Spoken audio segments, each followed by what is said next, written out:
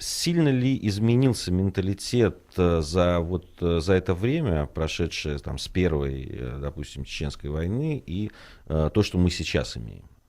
Вот, допустим, в Чеченской республике. Я могу сказать, что в принципе, по всей видимости, достаточно сильно, потому что постоянно как бы такая тоже очень острая тема, конфликт отцов и детей. То есть, допустим, мое поколение, поколение 40-летних, это как бы уже последнее поколение, которое несет в себе традиционные чеченские ценности, вот, и чисто традиционные чеченские ценности. То есть уже новое поколение молодежи, оно практически, как бы, у них есть интерес к этому, но так как вот 20 лет шли войны, так как не было такой вот возможности передачи от одного поколения к другому в нормальной обстановке ни знаний, ни традиционных знаний, ни культурных каких-то традиций, то произошел какой-то разлом, вот, в том числе в менталитете. Поэтому, допустим, когда мы видим молодых людей, вот, допустим, из Чечни, неважно, Ингушетии, Дагестана и прочих республик, это уже как бы нам очень сложно бывает в каких-то вещах, тех же духовных вещах, в большинстве случаев, не во всех, понять друг друга, потому что совершенно изменилось в этом смысле. Вы знаете, то, что вы сейчас говорите, для меня удивительно просто.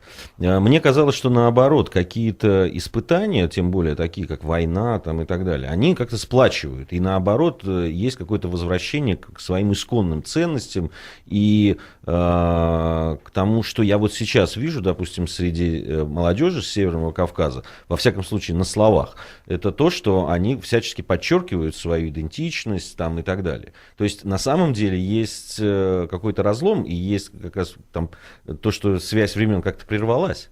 То, что да, есть пропасть. Дело в том, что эта пропасть не только как бы на Северном Кавказе, это, по сути дела, пропасть и везде. По сути дела, для того, чтобы существовало такое единое культурное государство, должно быть единое культурное пространство, где, в принципе, могут быть этнические различия, могут быть конфессиональные различия и прочее, но, в принципе, должен быть единый культурный фон.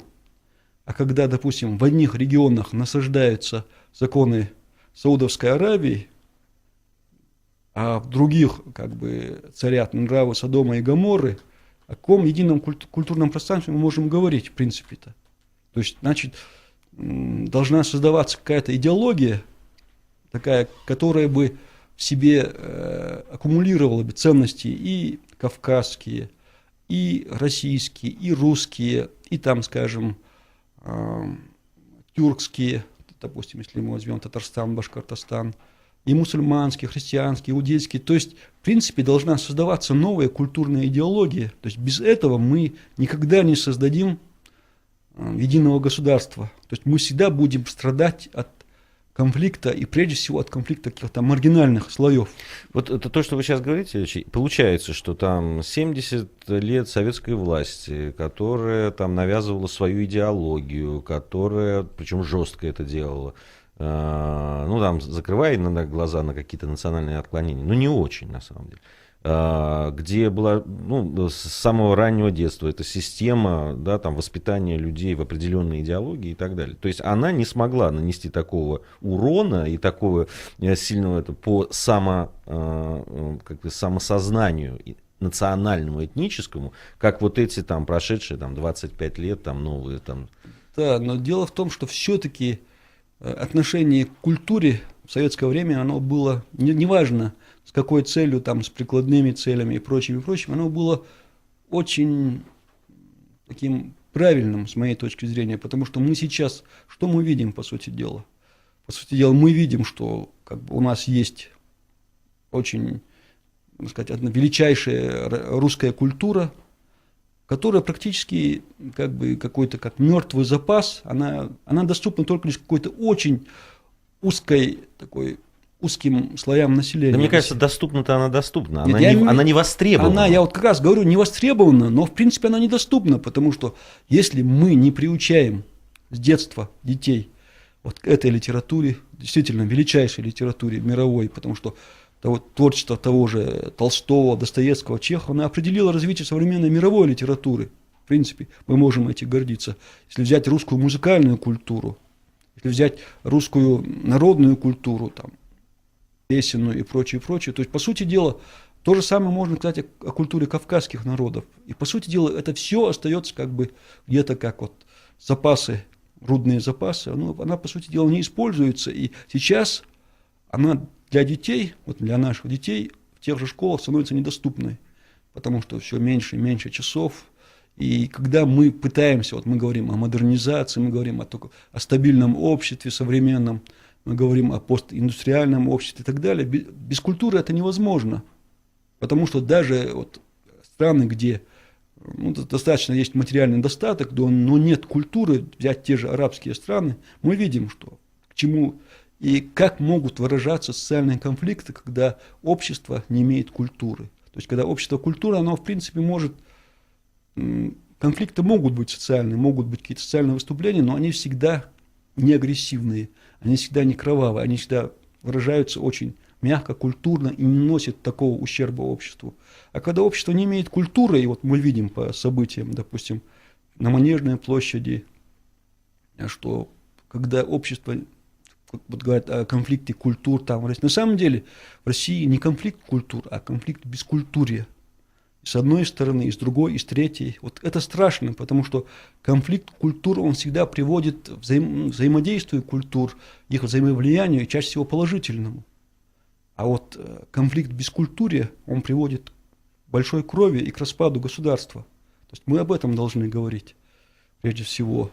Российские народы, независимо от русские, чеченцы, татары и так далее, они, в принципе, люди, которые привыкли к такой главенствующей роли государства во всем буквально, в идеологии, в религии, в культуре, в образовании. И когда государство самоустраняется, а эту нишу пытаются заполнить всякого рода разные люди, конечно, это очень чревато страшными потрясениями. Значит, вот вы сказали по поводу, как раз упомянули Манежную площадь, но это, наверное, самое яркое проявление противостояния, которое в обществе, в общем, уже давно присутствует. На бытовом уровне даже это заметно, невероятно, особенно в школах. У меня просто абсолютно такой произошел случай невероятный, когда молодой человек, не зная, что он сам по крови кавказец, но он приемный. То есть мне сказали о том, что этот парень, он приемный, но он кавказец. Но его сводный брат сказал, представляешь, он приходит и мне говорит, что вот эти кавказцы и так далее. Хотя я знаю, что у него в крови как раз кавказская кровь. А вот школа разделена буквально на половину. Да? Там есть русская община, есть кавказская такая смешанная и так далее. И это жесткое противостояние. Мы и они. И это проявляется во всем. Достаточно посмотреть действительно интернет, хотя интернет сейчас совсем стала такая агрессивная среда, особенно что касается национальных взаимоотношений и так далее. Но это присутствует в высших учебных заведениях, это присутствует в средних школах, колледжах, лицеях и так далее. Закрывать на это глаза невозможно, потому что, особенно после Манежной площади, всех событий, которые обострили и показали, что происходит, невозможно. Но, с другой стороны, не очень понятно, что делать. Такое ощущение, что уже как-то так отпустили эту ситуацию, так на нее долго и старательно не обращали внимания, что теперь очень трудно ее исправлять. Да, то, что касается интернета, например, в России, в принципе, как вот любую вещь можно, вот в суфизме есть такая притча, допустим, Всевышний дает человеку меч, а как он его будет использовать, или для защиты своей родины, или для грабежа других людей, он делает выбор сам. И, соответственно, то, что касается, вот мы видим, интернет это то же самое. То есть, если, допустим, у большинства людей не хватает культуры использовать интернет как для пополнения своих знаний, для такого нормального общения с друзьями, для получения новой информации какой-то, в том числе там, новостной там, и так далее, мне кажется, что все-таки должна быть какая-то цензура. Потому что если общество не имеет культуры и способности к саморегуляции, в том числе в такой области, как получение информации и распространение ее, то, соответственно, тут опять же должны какие-то вмешаться государственные какие-то учреждения, потому что понятно, что мы там за свободу слова, там и все прочее, но если мы не готовы к этой свободе, если интернет становится инструментом развала государства, а он, в принципе, им и является в данный момент, что бы мы ни говорили, как мы к нему не относились, то, конечно же, тут какие-то должны вмешаться какие-то вот учреждения, структуры, которые этим занимаются. И, конечно же, должна быть на любые проявления вот такого рода действий очень жесткая реакция со стороны правоохранительных органов. И дело в том, что многие западные страны, в том числе, допустим, Соединенные Штаты Америки, прошли через это. То есть расизм, ксенофобия, какие-то расовые столкновения. И только лишь очень жесткая реакция государства, с одной стороны, а с другой стороны, идеология как бы такого единого государственного пространства, равности всех перед законом и прочее, возможность каждому этносу развивать свою культуру, с одной стороны, а с другой стороны, возможность развиваться общей культуре, то есть создавать общую культуру. Только это спасло, допустим, тех же Соединенных Штатов Америки от такой кровавой расовой войны. И, соответственно, когда говорят, что общество само способно там выработать какие-то механизмы, там все прочее, это все-таки недостаточно для того, чтобы когда вот эта ксенофобия, межнациональные какие-то конфликты, ненависть расовая, конфессиональная и прочее приобретает такие формы уже агрессивные, то тут без такого жесткого вмешательства государства невозможно.